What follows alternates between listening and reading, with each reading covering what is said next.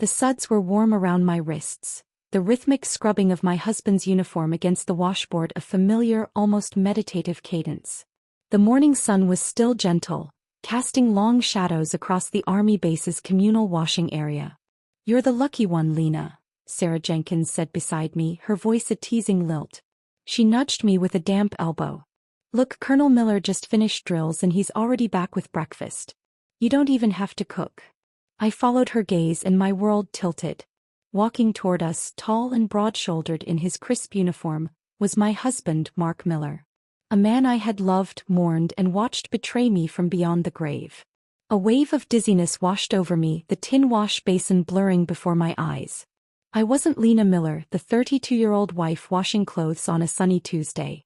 I was a ghost, a wisp of consciousness that had clung to a life long finished, and I had been thrown back in time. I had gone back 30 years. This was the 3rd year of my marriage to Mark, the year everything went wrong. The year I was due to give birth to my son, the little boy who died before I ever saw his face. Because of a massive postpartum hemorrhage, I could never get pregnant again. In an era where a woman's worth was often measured by her ability to bear sons, Mark had not only withstood the pressure from his family to divorce me, but he had treated me with a devastating tenderness. In the quiet of the night, he would hold me, his lips soft against my eyelids, whispering that I was his most precious treasure. Until the moment I died of a lingering illness 30 years later, I had counted myself blessed. But after I died, because I missed him so terribly, my soul refused to move on. I lingered in our home, a silent, unseen spectator. And I saw the beautiful tapestry of my life unravel into a grotesque joke. Less than a month after my funeral, Mark made a grand spectacle of marrying the widow of his fallen comrade, Clara Vance. The wedding was a lavish affair. Bright red couplets adorned the walls, proclaiming 30 years of parting like scattered swallows, and 100 years of true-hearted vows. The words were a searing brand on my soul. At the ceremony, Mark looked into Clara's eyes and declared with profound emotion, "Your eyes are as clear as when you were a girl. In the days to come, I'll repay double what I couldn't give you and your son before." He vowed to love her steadfastly until death. The happiness I had cherished for a lifetime was a carefully constructed lie. This then was what taking care of a comrade's widow truly meant. Just as I was drowning in the acid of this revelation, Mark visited my grave. Standing over my headstone, he finally spoke the truth that shattered any lingering peace my spirit possessed. He revealed that when I was hemorrhaging, my life hanging by a thread, he had taken my living, breathing newborn son and given him to Clara. Her own infant had just died of a fever, and he was afraid the loss would destroy her. He never once considered what it would mean for me, a woman in that time, to be labeled barren. He never knew that for 30 years I blamed my own body, living with a grief so profound it hollowed me out. My son, not knowing the truth, had called another woman mother, for 3 decades. "Lena, what are you spacing out for? You're about to tear the clothes." Sarah's voice cut through the memory, sharp and present. She gave me a little push. "Colonel Miller is waiting on you. Hurry up and finish." I snapped my head up.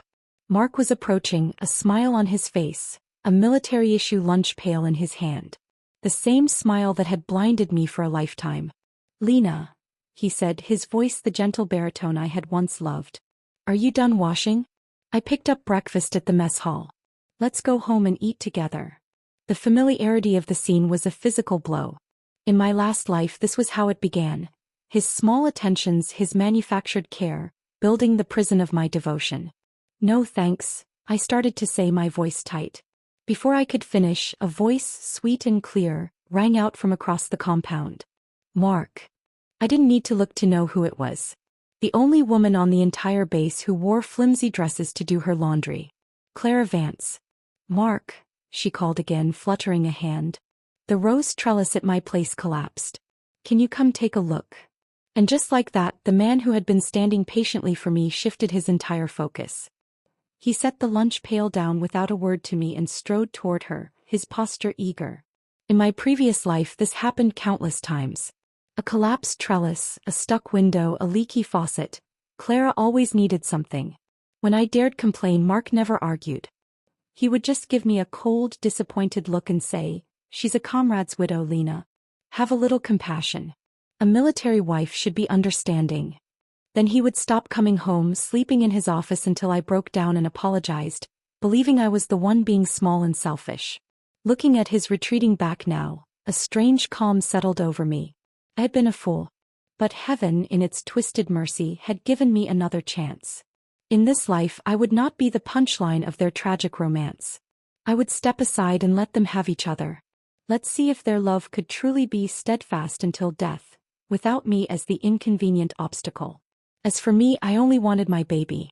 He was just 3 months old in Clara's arms now. There's still time. I had 2 missions. Find proof that the child was my son and find a job so that after I divorced Mark I could support the 2 of us.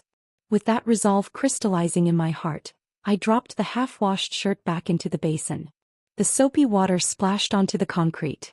"Sarah, please take these back for me," I said, my voice surprisingly steady. "I've got something to do." Without waiting for her reply, I turned and walked away, ignoring her calls behind me. I didn't run. I walked with a purpose I hadn't felt in either of my lifetimes. I was no longer Lena Miller, the devoted wife. I was Lena, a mother fighting for her child. My first stop was the base hospital. I wandered its sterile corridors like a lost soul, my heart pounding against my ribs. Finally, I found a young doctor in his office. "I need to know, is there a way to prove a child is mine?" I asked, my voice trembling with a feigned vulnerability. The doctor, kind-faced and bespectacled, explained. "It turns out there's an advanced technique now.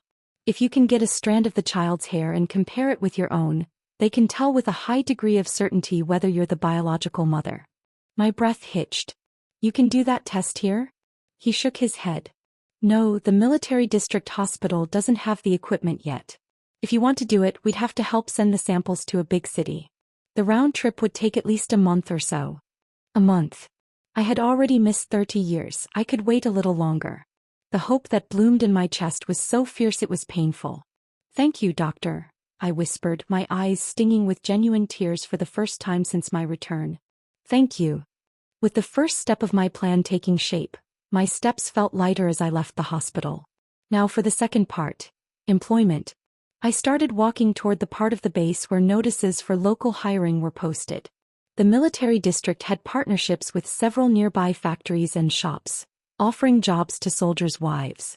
Sure enough, I soon found a cluster of bulletins. My eyes scanned them until they landed on one from the Riverside Textile Mill. A bitter taste filled my mouth. In my last life I had almost gotten a job there. But Mark had talked me out of it. He'd said he didn't want me working so hard outside, that he hated coming home to a cold, empty house. Like a fool, I had given up that one chance, choosing instead to spend a lifetime waiting by the stove for a man who was never coming home. The memory was a needle to my heart. This is the last time, I vowed to myself. The Lena who lived for Mark Miller is dead and buried with my past life. I walked into the mill's hiring office, my chin held high. The room was crowded with other wives, all buzzing about the recruitment details.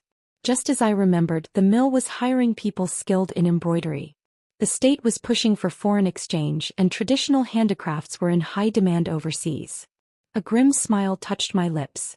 My maternal grandmother's family had been renowned palace embroiderers for generations.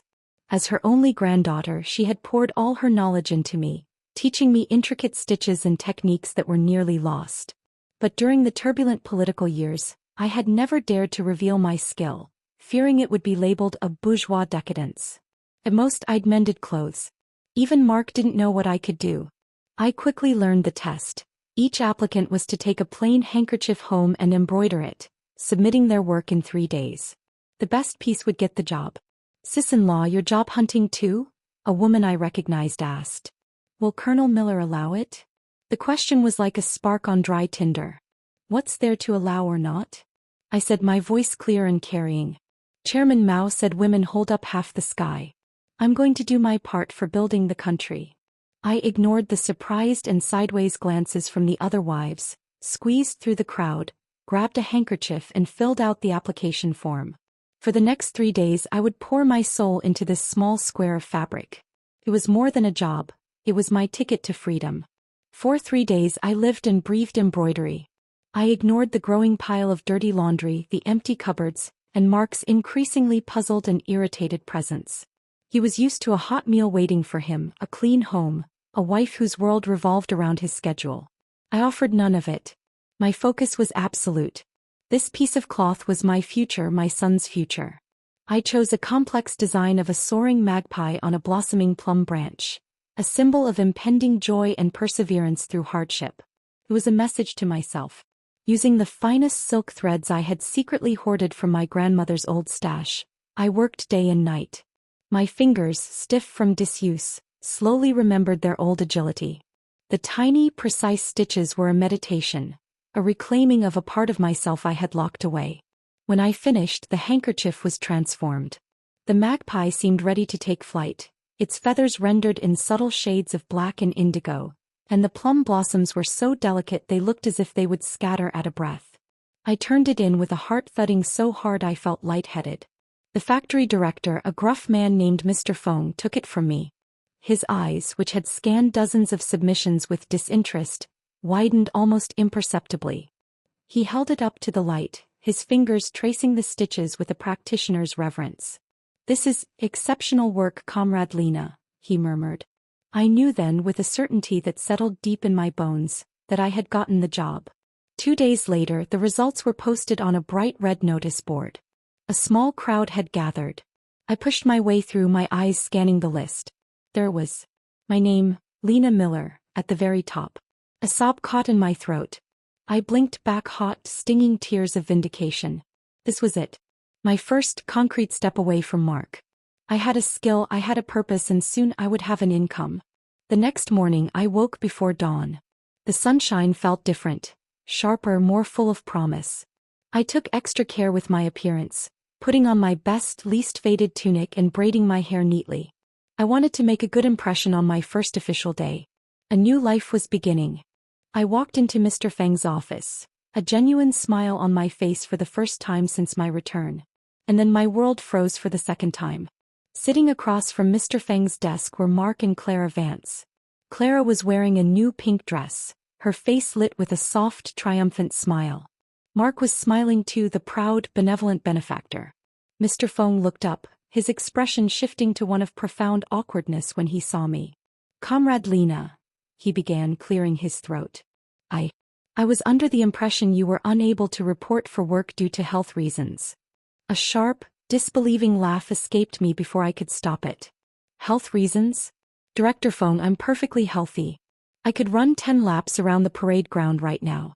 If there's no problem, I can start work today." The director's gaze flickered nervously toward Mark. "I'm sorry, Comrade Lena. Colonel Miller personally came to say you wouldn't be able to start, and he recommended a suitable replacement. We've already completed the paperwork for Comrade Clara." The air left my lungs. I looked at Mark, my nails digging crescent moons into my palms. So in my last life, when he'd sweet-talked me out of working, it was to make room for Clara. And in this life, when he couldn't manipulate me, he had simply stolen the opportunity by force, using his rank and influence to override my achievement. "I refuse to accept this," I said, my voice low and shaking with a rage I had carried for decades.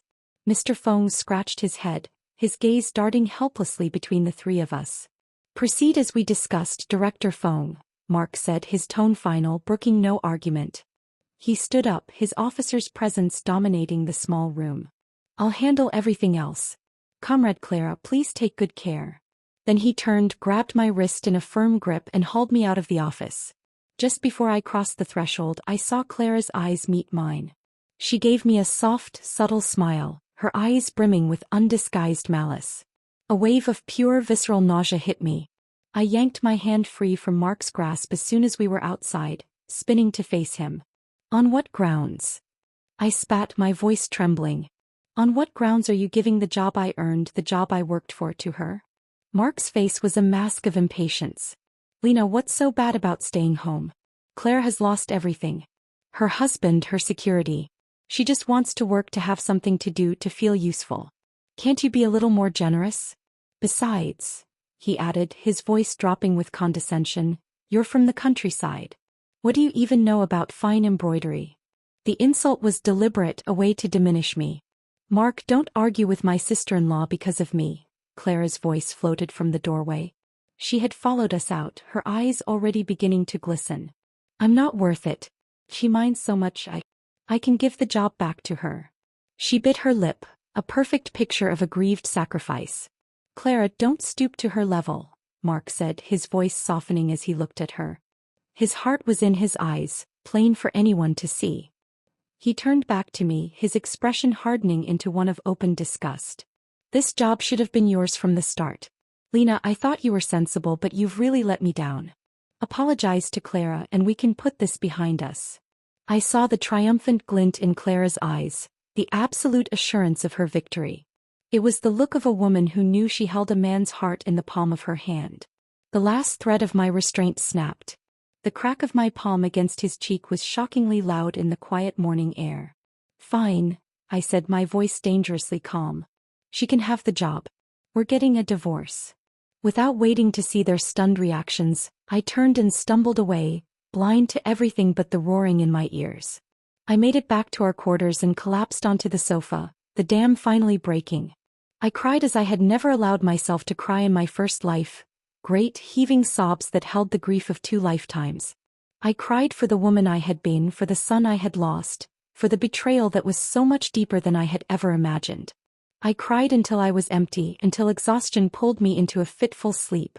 I was jolted awake by the harsh glare of the overhead light being switched on. Mark was standing in the doorway, his face a thundercloud. Lena, you were completely out of line today, he began, his voice a low drone of disapproval. You acted like a shrew in public. Clara, being the kind soul she is, didn't even hold it against you. She even bought malted milk powder to bring to you. If only you knew how to see the bigger picture. His words faded into a meaningless buzz. Because standing just behind him holding a small bundled form was Clara. And in her arms was my son. My entire being focused on that tiny bundle. All the pain, the rage, the betrayal condensed into a single primal need. I scrambled up from the sofa, my movements jerky. Startled by the wild look in my eyes, Clara instinctively took a step back. Mark immediately stepped between us, a human shield. What are you trying to do now? He demanded. Look at yourself. You're totally unpresentable. I ignored him. I pinched my own thigh hard, using the sharp pain to force a calm I did not feel onto my face. About today, I said, my voice unnaturally even. I was wrong. I'm sorry to you and Comrade Clara. The words tasted like ash. I just thought, the baby was so cute. I wanted to get a little closer to him. Oh right, Clara said a little too quickly. Sis-in-law just lost her baby. She then feigned a wince as if she'd spoken out of turn, and shot Mark an apologetic glance. The performance was sickening. May I hold him? I asked, pouring every ounce of feigned meekness I could muster into the request. This time Mark said nothing, his protective stance easing slightly. Clara, seeing his acquiescence, reluctantly handed the child over. The moment his small warm weight settled into my arms, my heart shattered and reformed all at once. This was my son. My blood. I could feel it in my very soul. I held him tight, breathing in his sweet milky scent, my heart bleeding with a love so fierce it was terrifying. While they were distracted, exchanging a silent look of pitying understanding over my head, I acted. With a practiced subtlety born of desperation, I quickly plucked a few fine, soft hairs from his head. The baby whimpered at the slight tug. His small cry was all the excuse Mark needed. See? You're upsetting him, he scolded, reaching to take the baby back. But I didn't care. I had what I needed. As I carefully tucked the precious hairs into a hidden pocket, I felt a grim sense of victory. Let them have their little game. The final move would be mine. The next morning I was waiting outside the doctor's office before the first nurse had even arrived. The pre-dawn chill seeped through my thin jacket, but I felt nothing but a burning anticipation. When the doctor finally arrived, bleary-eyed, I was the first person he saw. An hour later I carefully handed him a small, sealed envelope. Inside wasn't just a few strands of hair. It was the potential key to my future, the beginning of a better life for me and my son. As I walked out of the hospital, a strange thought crossed my mind. I wanted to see the look on Clara's face when she learned the child she'd raised wasn't hers. I wanted to see if her tenderness toward Mark would survive that revelation. With the test in motion, I trudged back to the family compound, the high from my hospital mission fading into the grim reality of my unemployment. The textile mill job was gone. I needed to find another. I immediately noticed the shift in the air. Wives who would normally nod a greeting suddenly found something intensely interesting in their flower beds or turned their backs to me as I passed. Whispers trailed in my wake like poisonous vines. It was my friend, Sarah Ward, who finally pulled me aside near the communal water pump. "Lena, you can't listen to any of it," she said, her voice low and fierce. "Rumors are flying that you tried to steal Clara's job and that Mark, being so fair and selfless, had to put you in your place. It's disgusting." I couldn't help but let out a dry, humorless laugh. The sheer audacity of their narrative was breathtaking. Sarah tapped the back of my hand, her brow furrowed with concern. "You can still laugh? I don't believe a word of it. A person who won't even take an extra dumpling in the cafeteria. How could you do something like that? What exactly happened? Tell me and I'll set the record straight. If this keeps spreading, you're going to become public enemy number one." Seeing the genuine sympathy and anger in her eyes, a small crack appeared in the wall of isolation I had built around myself. I told her everything. I told her about winning the competition fairly, about Mark showing up with Clara, about him forcing the director to give her my job. I left out the part about my past life in the paternity test, but the truth of the current injustice was stark enough. As she listened, Sarah's expression turned thunderous. She even slapped her own thigh in frustration. "Those two shameless pieces of work ought to be thrown into a pig cage," she fumed. Then, as if remembering she was talking about a respected colonel, she lowered her voice. "Colonel Miller must have been duped by by Clara. He's usually the most considerate man. Don't worry, once he comes to his senses he'll regret it. You'll see. Wait. In my last life I had waited an entire lifetime. I waited until I was in the ground. And the person he loved most was still Clara. All right, don't be mad on my account. I'm fine," I said, and for the first time I almost meant it. Having an ally was a powerful tonic. Let the people in the compound talk if they want. If someone really believes rumors without asking for my side, it's better to keep our distance. Otherwise, when lightning finally strikes for what they've done, we'll get dragged down with them. Seeing that I seemed steady, Sarah finally left, somewhat reassured. Over the next few days, Mark acted like a man with a guilty conscience. He came home early, fiddled with fixing a loose hinge on a cupboard, and made awkward attempts at conversation. His daily pilgrimages to the White household lessened noticeably. In the past he'd always had a fine-sounding pretext. His comrade had passed away and Clara, living alone, had it rough. As her childhood friend, it was his duty to look after her. Of course, I thought bitterly, if her husband hadn't died, you wouldn't have had your chance to shine. You were always second to him, even in friendship. Since the test report hadn't come back and I needed to maintain access to the compound and my son for now, I put the immediate push for divorce on ice. I maintained a cold, civil silence, which seemed to unnerve him more than my outbursts. One morning I took my laundry to the river as usual, the familiar chore a strange comfort. As I was beating a shirt against the washing stone, I spotted Director Fong from the textile mill craning his neck, clearly looking for someone. A fresh wave of whispers erupted around me. "Director Feng's here. Could he be coming to hold Lena accountable for impersonating someone to get the job? Right. After such a scandal, how does she even have the nerve to stay in the compound? Colonel Miller and Comrade White are just too kind," the wives murmured, their voices laced with false pity. I set down my washing bat, shut out the noise, dried my hands on my apron and walked straight up to him. "Can I help you, Director Fong?" "Comrade Lena. I finally found you," he said, his weathered face creased with what looked like genuine remorse. "About last time. I'm really sorry. You fairly earned first place. But well, I've got to hand it to your Colonel Miller. Such high awareness."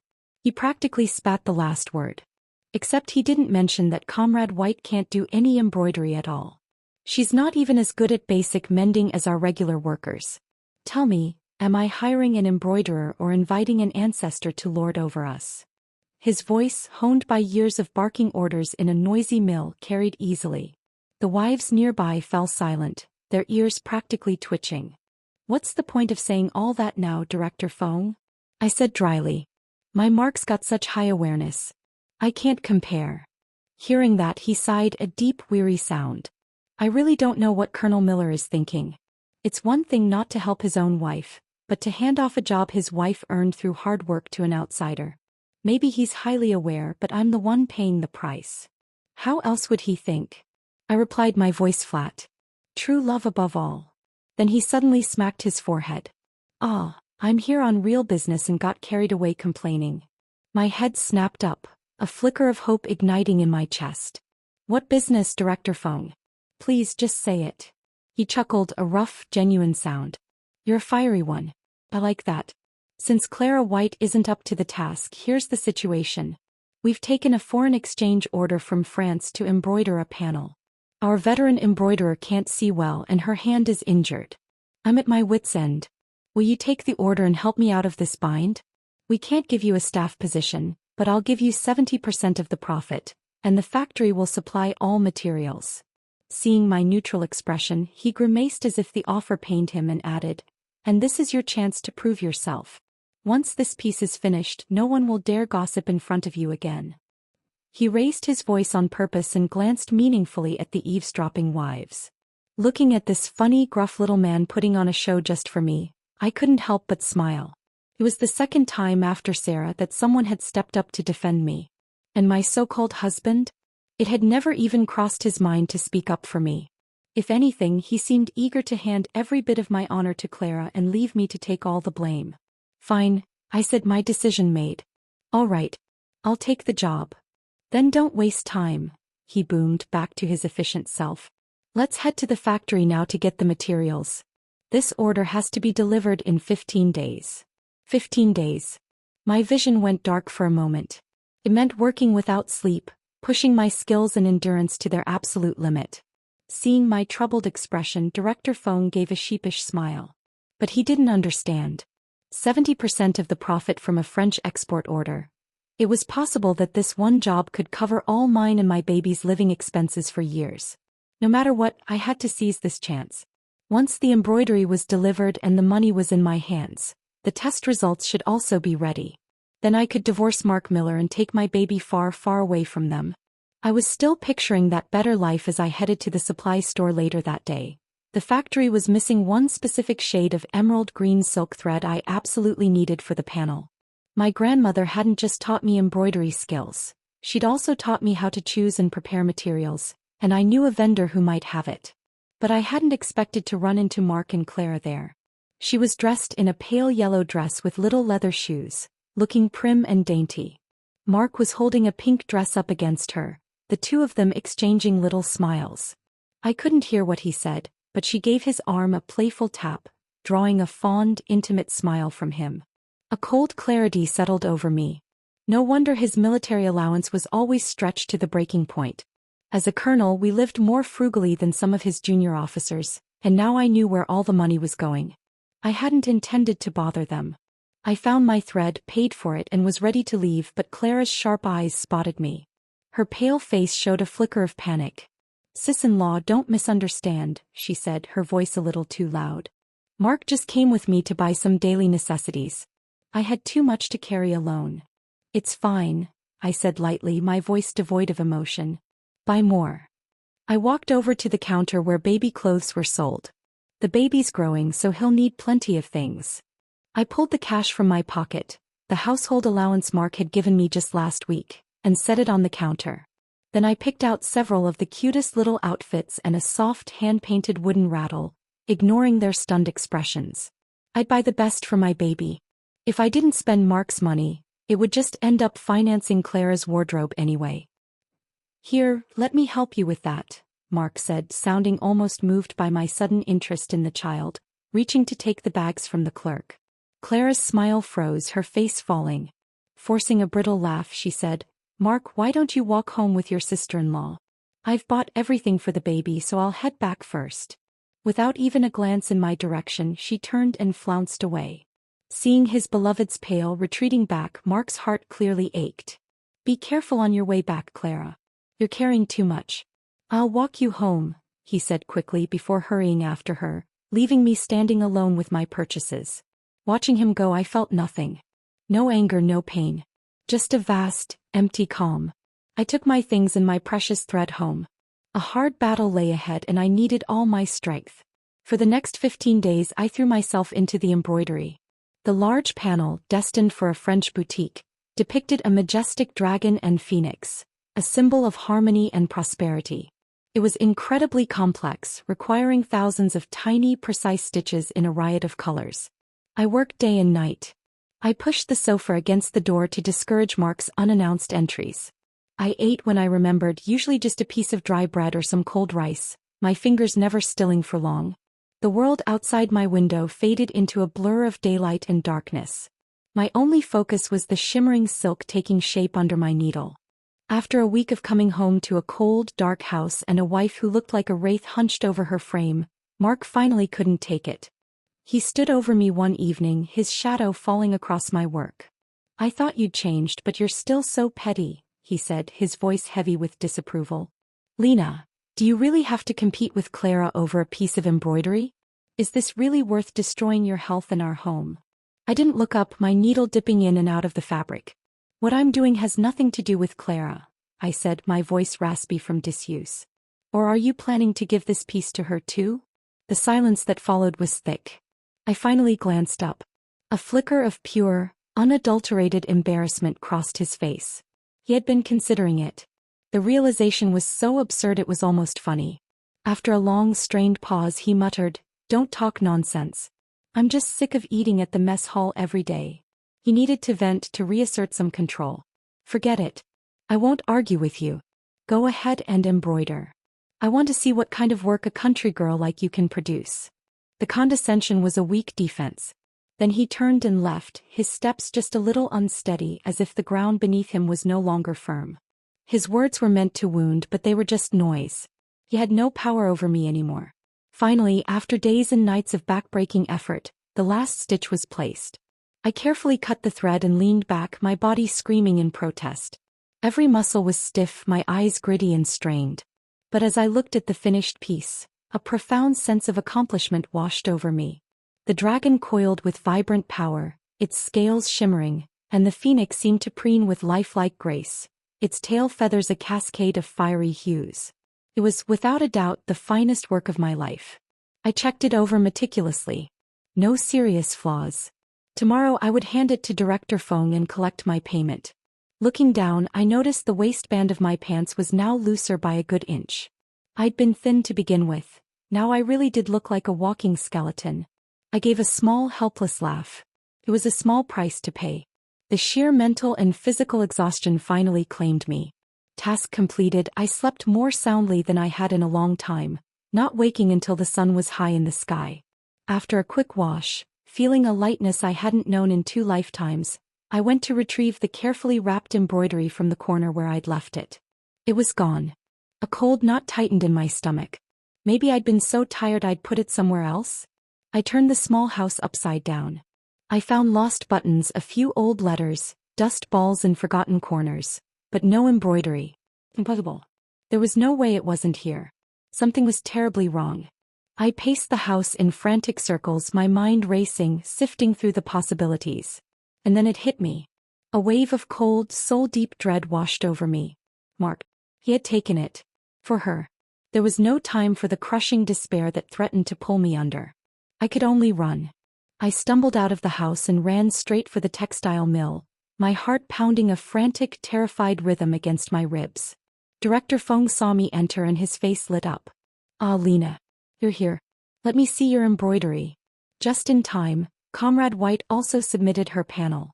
"The work is simply exquisite, even better than our veteran workers. It's remarkably similar in style to that handkerchief you turned in before." I couldn't hear a word he was saying. My eyes were locked on the piece Clara White was proudly holding up for the small crowd of mill supervisors to admire. My dragon and phoenix. The one I had spent 15 sleepless days and nights creating. Only now it bore her name. I had lived through 2 lifetimes and thought I was beyond being wounded. But I had still underestimated the man I'd shared a bed with for over 30 years. For the sake of his beloved, even knowing how much this work meant to me, my freedom, my independence, my soul, Mark Miller had stolen it. He had crept into his own home and stolen his wife's labor, her talent, her hope, and handed it to another woman. The people around us were showering Clara with praise. "I thought she was just a pretty face, but she's a master." Her work is so refined, so full of spirit. The chatter was a physical pounding inside my skull. Did you bring your piece, sis-in-law? Clara asked with feigned innocence, her eyes meeting mine across the room. Don't tell me you couldn't finish and came to apologize. That's all right. You can take a look at my dragon and phoenix. Maybe you'll get some inspiration for next time. Her smug, triumphant face, the face that had smiled at my grave, snapped the last string of restraint in my mind. A red haze descended. I lunged forward. In 3 quick steps I was on her.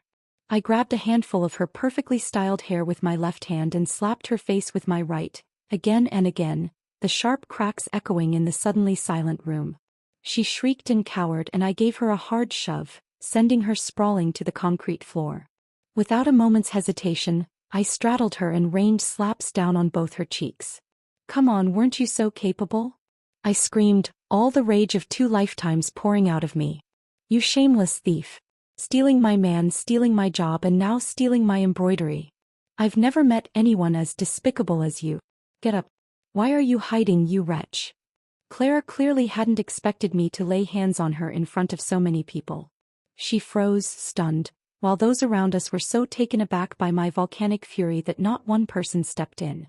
I had my fill. Slap after slap, until her cheeks were red and swollen. Only then did the rage that had fueled me for 2 lifetimes begin to ease, leaving me shaking and breathless. Lena, what in God's name are you doing? Mark's furious voice boomed across the mill floor. He rushed forward, his face a mask of shock and anger. He grabbed me by the collar of my tunic and yanked me off Claire with such force I stumbled, nearly choking. I thought that even though you're from the countryside you had some sense, he snarled, his grip tight on my arm. I didn't expect you to brawl in public like a common shrew. You've really truly let me down. Mark, Clara whimpered from the floor, her voice a pitiful tremor. She reached for his sleeve, her face, now swollen and blotchy, a masterpiece of feigned agony. I don't know how I offended my sister-in-law. She just came at me and started hitting me. It hurt so much. Normally, her delicate act might have been convincing. But with her cheeks puffed up like a poisoned pup, the performance was almost comical. I wasn't the only one who thought so. A muffled snort of laughter came from somewhere in the crowd of gathered workers. Hearing the chuckles and murmured commentary, Clara's hand faltered, and she froze in place, humiliation dawning in her eyes. You really don't know why I did this? I said, my voice dangerously cold. I turned to Mark, my gaze unwavering. Show's over. He looked back at me, his expression full of nothing but impatience and disgust. The job was for Clara. Do you really have to stay bitter over it this long? Is this how you solve things, with your fists? Even now he was dodging the real issue. But I was no longer the woman who would trip over the same stone. I had prepared for this. Mark, I said, my voice cutting through the murmurs. Maybe you don't know this.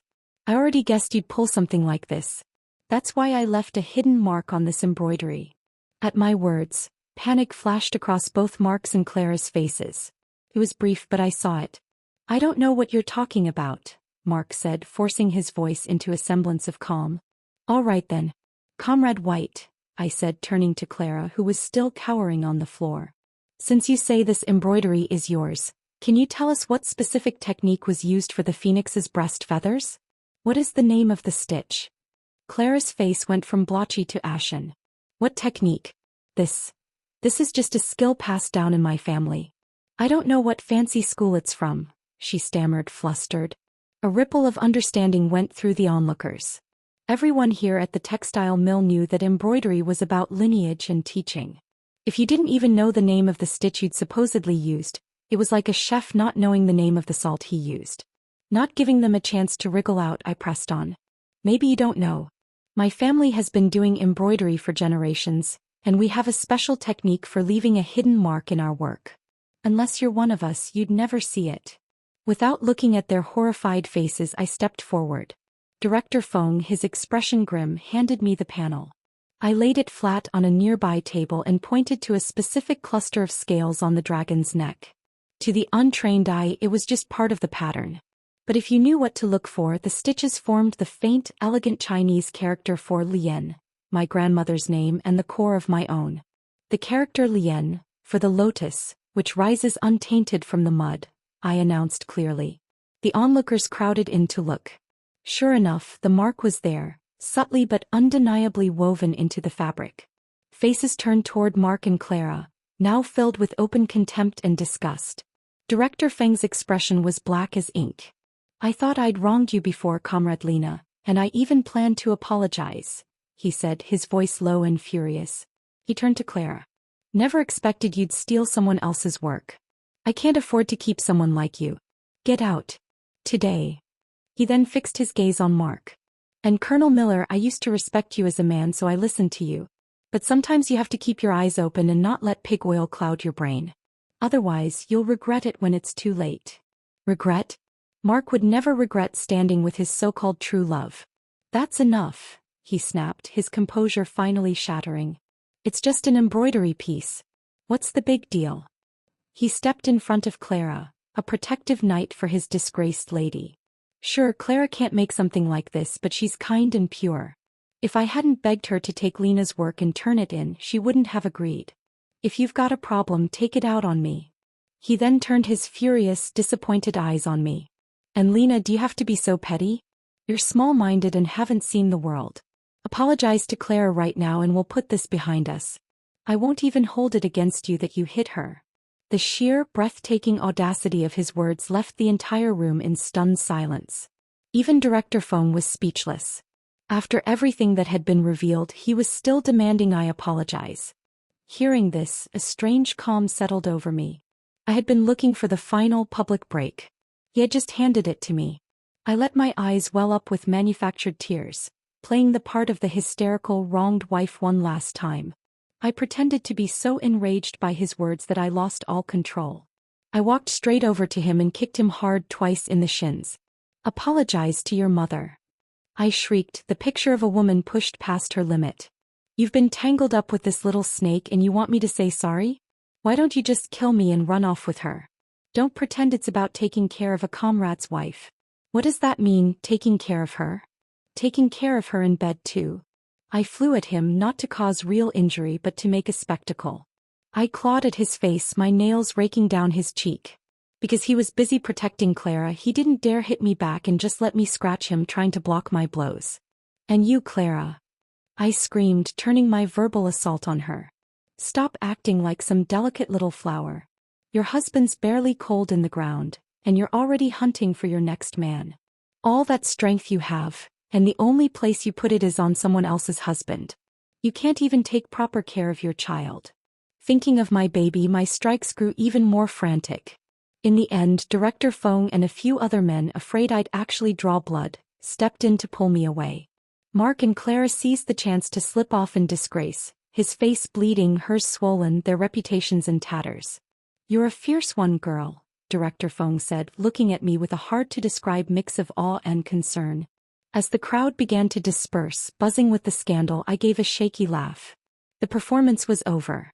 I took my payment from a deeply grateful Director Feng, a thick envelope of cash, and went straight to the bank to exchange it for a savings book, my ticket to freedom clutched tightly in my hand. I'd barely made it back to the family compound when I realized the atmosphere had shifted again. The sidelong glances were still there, but they were different now. Less accusatory, more approving. "Lena, good job. Lena, we support you." Hearing the wives around me cheering me on, I felt a warm rush in my chest, comforting and sweet after so long. They had heard. They knew the truth now. Worried I might not be able to handle Mark alone, they insisted on walking me home despite my repeated refusals. And even when we reached my door, they refused to leave. They stood firmly in the courtyard, a small army of righteous housewives, their eyes fixed on my door. "Lena, just go in and do whatever you need to do," said Mrs. Zhang, the wife of Commissioner Zhang from the military district. She was a woman others looked up to, and her support meant everything. "If anything happens, just shout and we'll rush in to help you beat up that shameless man." "Thank you, ladies," I said, my voice thick with an emotion I couldn't name. "Wait here for my good news." I strode into the house, full of a cold confidence. In the dim living room, Mark sat on the sofa, his back to me. One side of his face was adorned with the red scratches I had given him. "Lena, stop making trouble," he said, his voice weary and irritable, without turning around. "Clara and I just grew up together, so I naturally want to take extra care of her." Tomorrow you're going to the broadcast station to clear this up. Say you misunderstood us. Then we can let this go. Otherwise, he finally turned and his eyes were hard. If this ruins Claire's reputation and delays my promotion, can you live with that on your conscience? He ran his fingers through his hair, a picture of a man pushed to his limit by an unreasonable woman. Looking at him like this, a mad dog snapping in frustration, I actually felt a wave of pity. He still didn't get it. Mark, I said, my voice flat and final. I want a divorce. He just stared at me blankly as if he hadn't heard the words. Divorce? He finally scoffed, a cruel, disbelieving laugh escaping him. You're a village girl. Without me, what could you possibly do? Where would you go? Even picking through trash would be better than staying with garbage like you, I replied, my tone conversational. If you refuse to divorce, then the whole compound, no, the whole military district, will hear how the esteemed Colonel Miller and the widow Clara Vance conspired to steal from and slander his wife. But if you divorce me, I leaned forward slightly, then you two can be together without anyone gossiping again. A clean start. That struck a chord. The thought of protecting Clara's name, of freeing himself to be with her openly, was a powerful lure. Worried about further scandal and seeing the unyielding resolve in my eyes, Mark filed the paperwork that same afternoon. The next day we stood in a cold government-issue office and received our divorce certificates. The paper felt flimsy in my hand, yet it was the most substantial thing I had ever held. After 2 lifetimes, I was finally free of my personal nightmare. All that was left was to get my baby back. The day I received the paternity test results, I sat on a park bench for a long time just staring at the paper. The scientific, bureaucratic language confirmed what my soul had known all along. A 99.8% probability of maternity. My baby was 4 months old and he was finally, unquestionably, about to return to his mother's arms. I didn't hesitate. I quickly organized the paternity report along with the evidence I had gathered of Mark and Claire's affair. The letters I'd found tucked in his old field manuals, full of words so explicit they made my skin crawl. I had only found them because their theft of my embroidery had forced me to search the house so thoroughly. I went to knock on Commissioner Zhang's door. It was his wife who answered, her face softening when she saw it was me. Comrade Lena, come in. Inside, I laid my evidence on Commissioner Zhang's desk. I explained my purpose calmly, my voice steady despite the storm of emotions inside me. The child Clara Vance is raising is my biological son, taken from me moments after his birth. Colonel Miller, Mark, facilitated this, and he has been in an inappropriate relationship with Comrade Vance, using his position and resources to support her at the expense of his own family. As I spoke and showed the evidence, Commissioner Zhang's face went black with fury, while his wife's was filled with righteous anger. Old Zhang, Mrs. Zhang muttered under her breath, her hand gripping the back of his chair. You can't let people like that stay and ruin the atmosphere of our unit. 2 rotten apples like them. If you don't punish them hard, it'll chill the hearts of all us military wives in the rear. How are we supposed to know you're not all in it together? Commissioner Zhang gave a helpless smile, but his eyes were stern. Don't worry, Comrade Lena. I'll handle this fairly. Otherwise, my wife here will never let me hear the end of it. His wife and I exchanged a small, grim smile of solidarity. Because of the seriousness of the matter, it was dealt with swiftly. The day I went to retrieve my child, accompanied by a stern-faced officer from the political department, Clara clung to him and refused to let go, hysterical. This is my baby. Mark gave him to me. He's mine, she screamed, her eyes wild. So Mark had known all along the baby wasn't his. He had kept my child, had let me live in agony just so Clara could have a baby to hold, to bind her to him. Afraid of hurting the baby in the struggle, I didn't dare try to yank him away. My heart was in my throat. Luckily, the officer with me, seeing things were getting out of hand, slipped behind Clara and, with a quick, precise movement, pressed a nerve, causing her to slump forward, unconscious. The officer gently pried the baby from her limp arms and handed him to me. Holding my lost and found child in my arms, feeling his solid, warm weight, his curious eyes looking up at me, I cried tears of pure, unadulterated joy. He was real. He was here. He was mine. Beside us, Mark stood frozen in disbelief, his face a sickly pale. Of course, he'd been so sure the baby was his, the product of his affair with Clara. He had never realized the real cosmic joke was on him. As I turned to leave, my son nestled securely against my chest. Mark hurried after me, his composure completely shattered. Honey, I'm sorry. I was wrong. His voice was ragged. I let my feelings cloud my judgment. It was all Clara. She deceived me. Will you forgive me? Please, let's remarry. We can raise the baby together. I'll treat you and the child well, I swear. Please, I'm begging you to forgive me. I kept walking, my expression unchanged, my focus entirely on my son. Mark grew frantic, his eyes bloodshot. With a dull thud that made several people gasp, he dropped to his knees right there on the gravel path. Honey, please. I can't live without you and the baby. I didn't respond. I didn't even look back. Holding my child, I walked straight out of the family compound, past the staring wives who now watched with silent respect, and away from the place that had held 2 lifetimes of bitterness and pain. With my savings book secure in my pocket and my son finally in my arms, I boarded a southbound train that very afternoon. The whistle blew, a long, clear note of liberation. As the familiar buildings and the life I had known faded from view, I looked down at my son's sleeping face. There, in a brand new city, we would begin our brand new life. Together. The train wheels clattered, a rhythm of freedom against the tracks. I was going south to a city I'd only ever heard of in whispers, Shenzhen. They said it was a place being built from the ground up, a place of opportunity where the past didn't matter, only what you could do. I held my son, my Xiaobao, tighter against my chest, breathing in his sweet milky scent. He slept peacefully, unaware that his entire world had just been upended, that his mother had just ripped them both from the gilded cage of a life that was never truly theirs. The journey took days. I spent them in a haze of exhausted vigilance and dawning wonder. I fed Xiaobao, changed him, sang the lullabies my own mother had sung to me, songs I hadn't dared to hum in 30 years. With every mile that stretched between us and that military compound, a weight I had carried for 2 lifetimes began to lift. The tightness in my shoulders eased. The constant low-grade hum of anxiety in my chest quieted. We arrived in Shenzhen on a morning smothered in a humid tropical heat. The air was thick with the smells of salt, diesel, and something else, the electric scent of change. The station was a chaos of noise and movement, a stark contrast to the orderly, quiet base. For a moment I stood frozen on the platform, clutching Xiaobao, overwhelmed. I was a single mother with a baby, a savings book, and a skill with a needle. What was I thinking?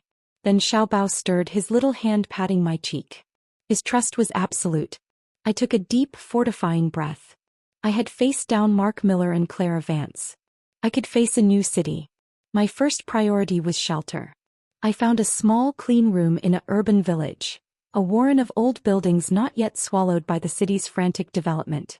It was a single room with a shared bathroom down the hall, but it had a window that let in the sun, and it was mine. Ours. I bought a simple cot, a small table, and a hot plate.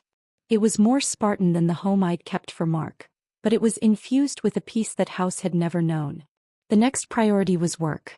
My savings were substantial from the French embroidery order, but they wouldn't last forever. I needed to establish myself. I sought out the fledgling markets, the areas where vendors sold crafts and textiles. My grandmother's teachings weren't just about stitches. They were about understanding beauty and value. I saw the trinkets and mass-produced souvenirs being sold to tourists and the new class of factory managers and entrepreneurs. It was all cheap, garish, and soulless. An idea began to form. I found a supplier of high-quality silk and fine threads. I didn't have the space for large panels, so I started small. I began embroidering intricate miniature landscapes and poetic couplets on handkerchiefs and small framed pieces. I incorporated the hidden Lien mark into every one, a secret signature of my resilience. I chose motifs of renewal, the lotus, the phoenix, the bamboo bending but not breaking in the storm. I set up a small folding table at the edge of a busy market. I laid out my work. At first, people passed by with barely a glance. I was just another migrant trying to scrape together a living. But then a well-dressed woman, her clothes clearly from Hong Kong, stopped. She picked up a handkerchief where I had embroidered a single perfect sprig of plum blossom, its petals so fine they seemed to tremble.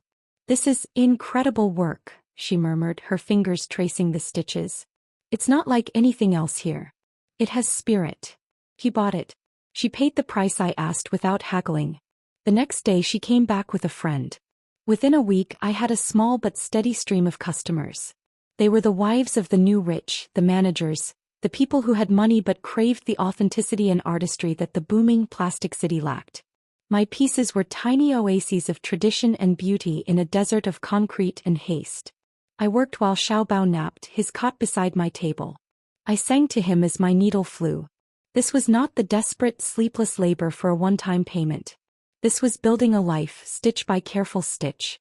The money I earned was ours, earned by my own hands and my grandmother's legacy, untainted by betrayal or obligation. One afternoon, a man in a sharp suit approached my table. He introduced himself as Mr. Li, the owner of a new high-end hotel catering to foreign businesspeople.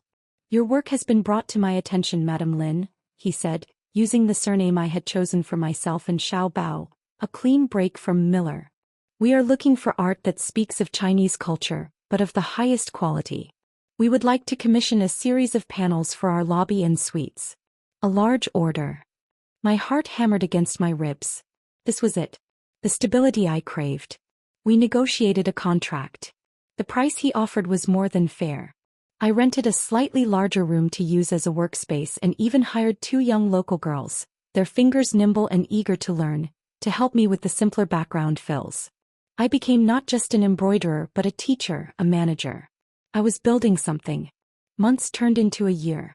Xiaobao grew from a baby into a toddling, curious little boy with my eyes and a laugh that could light up our small room.